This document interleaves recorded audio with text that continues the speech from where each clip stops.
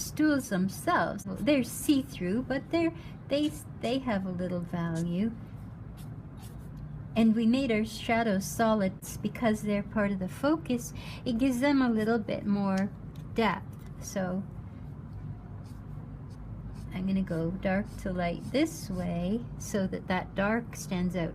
And I think I'm going to give her an apron that's a little bit dark because she's part of our focal area. Try not to mess with her hands too much, so.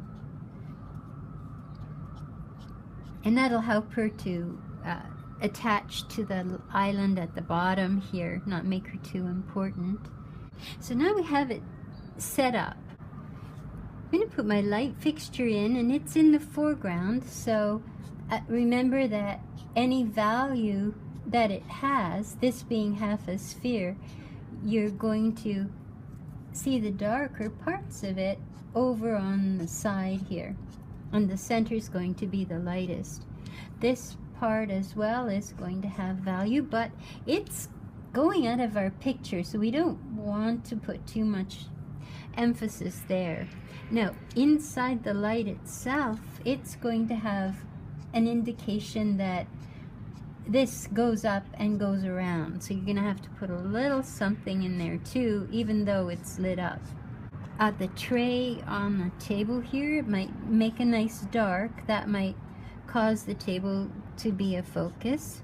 It might help. Maybe the little dishes too, a few little things. Coffee pot we'll leave alone.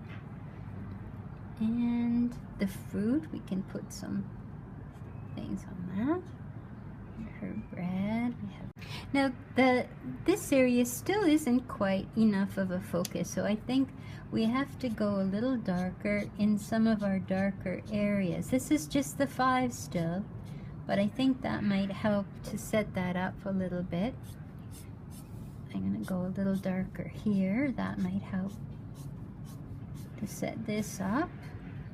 And this, I don't want to go too dark on this one because it's headed off the page, so I don't want to make it a focus. This, maybe this we could go a little darker again up here. That might help to set things up. This maybe. So the overall value contrast of the room isn't stark enough to set this up. So I think I'm going to go one more time over this. I don't want to go too dark on her. She's not the focus, but she's in the focal area.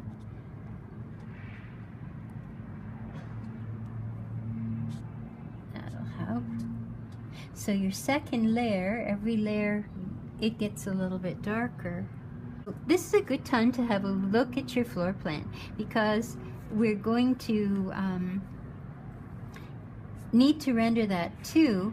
So I'm going in with my 5 to do my shadows, and I've got the cross hatching there. So that helps. We'll put in our cast shadows. Now this I'm not going to touch because it's light, it's white. So I'm going to just take my 3, and I think I was telling you before, you want color right next to the items you put. So I'm doing a whole bunch now. My marker's getting a little dry here, but I'm really going to set that up with color. That's all that is color. Then when I put the color of the floor, finish the floor, it's not as dark. So I've set it up so that it's not as dark. And so the floor isn't flat, is what I'm trying to say. The floor isn't flat. So it just helped to set that up. Okay, and there's really not much to do on the floor plan at all. It's mostly light, except the sink. Maybe the sink you want to put a little, if it's stainless steel or something, you want to put a little value in for that. Now I'm looking for opportunities now to pull it together, make it a little bit darker in some places in support of our island. I'm gonna go another coat here. And this, we can't leave white lines here. We can't do that because it won't look solid. So what we're gonna do instead is color it with the 5, and then now I think it's time to bring out the 7 and start to use it for our darker accents. Rather than going lighter and putting lighter highlights in, I'm gonna go and put darker parts in here. And maybe some darker accents here. Once you have the hatching and there's really not much left in terms of rendering to do, maybe a little bit of a dark underneath the ledge here. That might help. That'll help to set her up. Maybe a little bit of dark on her hair.